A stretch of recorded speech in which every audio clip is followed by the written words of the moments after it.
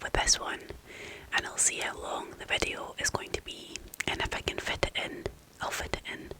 If I can't, it'll be a separate video, so if it is, keep an eye out for that one.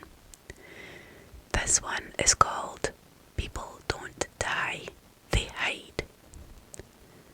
This is written by Tristan Mason, and it has a score of 8.77 out of 10, so it's quite popular. When I was 10 years old, my brother came home to die on a frigid day in January. Purple lesions ravaged the skin that barely covered his bones. He looked an awful lot like a skeleton, unlike the friendly visitor I had come to know over my short lifetime. My brother Tobias was many years older than me, so I didn't have much of a relationship with him. Still, he made a point to take the train home to New Haven for the holidays, filling our living room with plenty of gifts. One evening, he bought Mom the Fendi baguette she always wanted to show off to her friends at the Junior Women's Club. For my dad's gift, he purchased the George Foreman grill, and all his co-workers at the office buzzed about it. For me, he bought a creepy crawler's oven with the liquid and mould containers. The last time he came home, I was so excited to show him all the bugs and monsters I had made. "You better not," my mum said solemnly when I came home from school one day. My arms were filled with the new batch of miniature reptiles and amphibians I had created.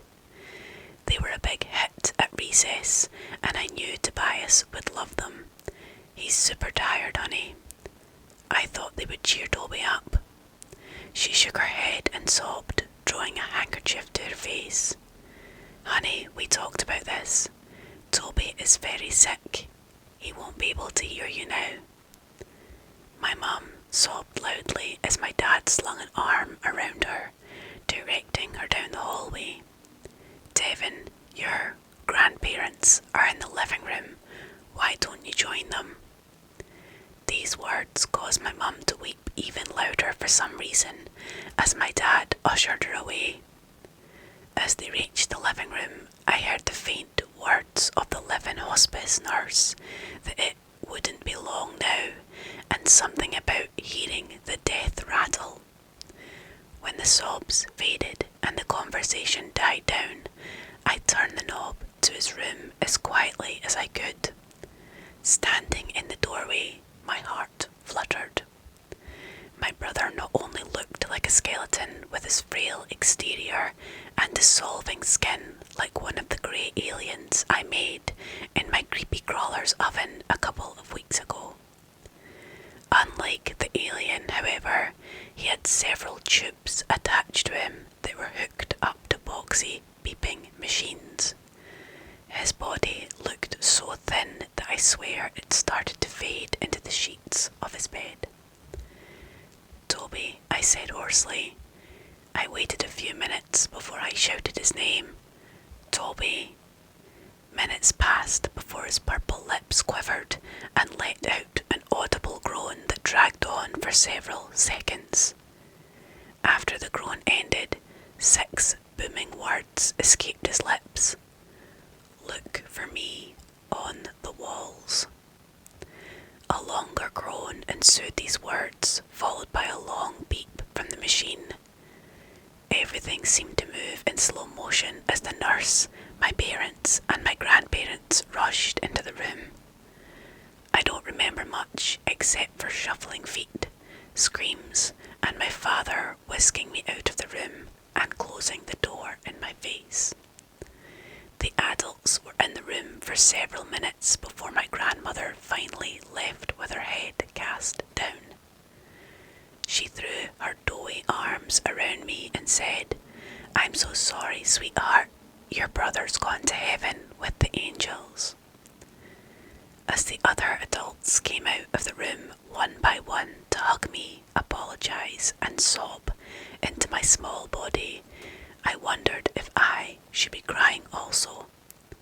I suppose I loved my brother, but I didn't know him well. To me, he was just that friendly visitor who bought me gifts and read me stories. He popped in and out of my life like some magical elf that appeared only for holidays and disappeared like Santa up the chimney or Frosty the Snowman on a sunny day. I put my hands over my eyes and pretended to cry with them. After a while, I asked if it was okay to go up to my room.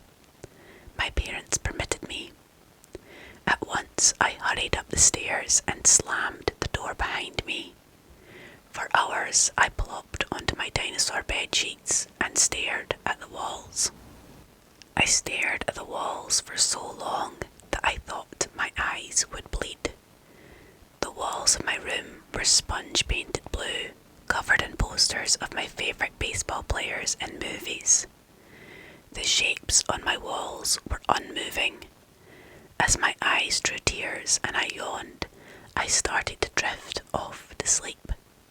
My room didn't have any windows, so I couldn't tell whether it was night time or not, but I supposed night was nearing by the increasing shadows in the room. Something was strange about these shadows, though. They weren't the typical black or grey, but shades of green. I blinked as green circles danced around my walls like a stage spotlight. "Are you awake, Davy boy?" a hollow voice echoed. "It's time to wake up, Davy boy." "Huh?" I said, rubbing my eyes.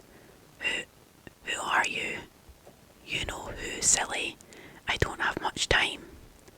I blinked twice and the green circles faded together. All at once, the circles morphed into the shape of a human. The shape looked a little under 6 feet tall, perhaps taller, its figure reaching the brim of the ceiling. Toby, is that you?" "Who else, Davy boy?" The figure let out a bellowing laugh and stretched atop the ceiling, twisting around the fan in almost a rhythmic pattern. "But I thought you were dead." The figure unleashed another bellowing laugh, this time twisting onto the carpeted floor, its green glow matching the soda I spilled the previous day. "I thought I would die too, Davy boy, but it's the most unusual thing. You don't go to heaven or hell like we learned in church. Don't tell Mum and Dad though, especially not Grandma." "I won't," I said, scratching my head. "But Toby, if you're not dead, what are you?" "Hiding." The figure's voice changed from a bellowing pitch to a dull whisper. What do you mean?" "You must swear not to tell anybody." "I swear, Toby, I swear." "People don't die," the figure whispered, draining from the carpets back to a small circle on my wall. "They hide." "From what?" "I don't know yet," the figure said, its voice now trembling.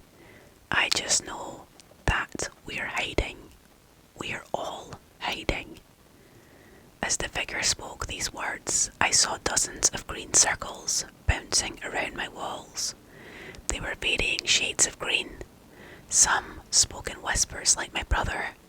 Others spoke in gibberish that sounded like different languages. I shoved my thumbs into my ear canals as the sounds grew louder and more varied. I jammed my eyelids shut as the lights flickered and burned into my retinas. As I screamed, I heard my brother's voice once more. "People don't die. They hide, Debbie. They hide, and they must never be found." I screamed so loud that my cat Jasper hollered from the other room. I screamed so loud that my mum, dad, grandparents, and even the live-in nurse hurried upstairs and forced their way into my room. "It's okay, honey," my mum said, pulling me into her bosom. "It's okay, sweetheart. We're all so sad." As the others crowded around me, I continued to scream, though the the sounds had disappeared, I still heard my brother's voice, loud and clear. People don't die, they hide. As the days faded into weeks and months, I saw the green circles everywhere, bouncing about the side of buildings, circling the screens of the downtown movie theatre, and even on the fence of my backyard. Sometimes the circles morphed into the shapes of humans. Other times they looked like mere reflections.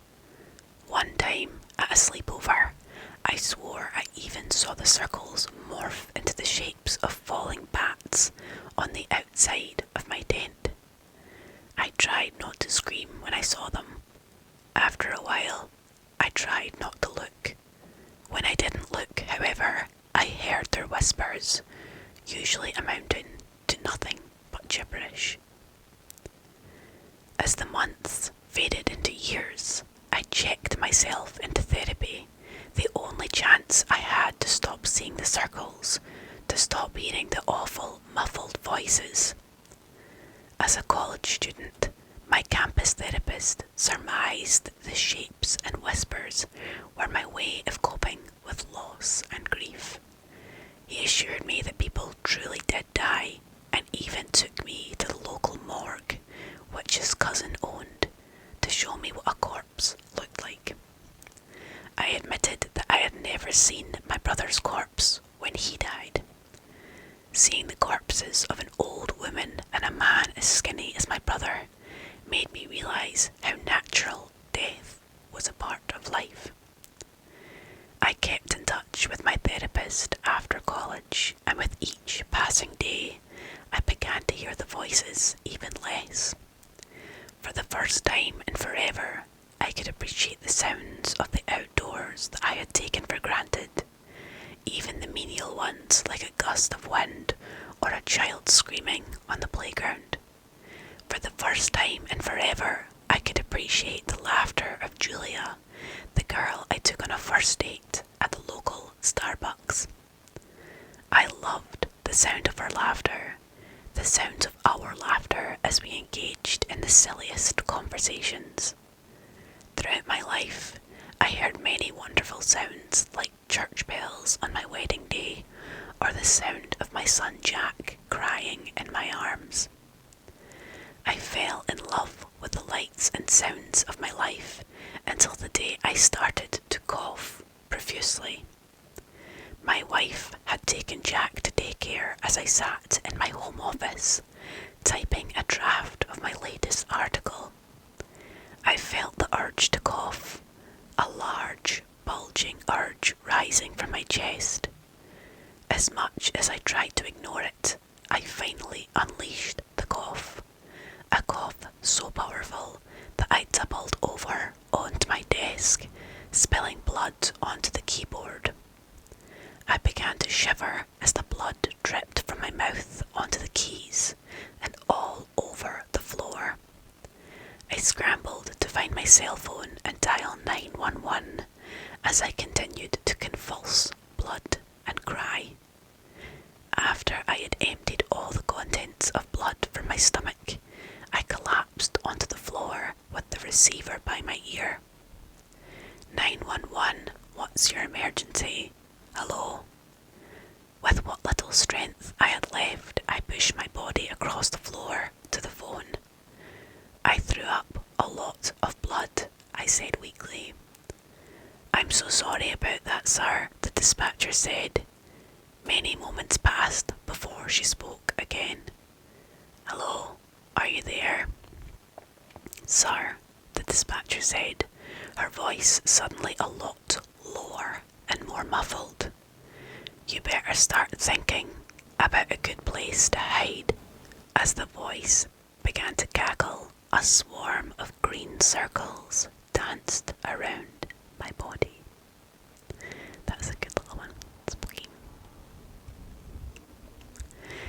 I will read the second story that I found today in the next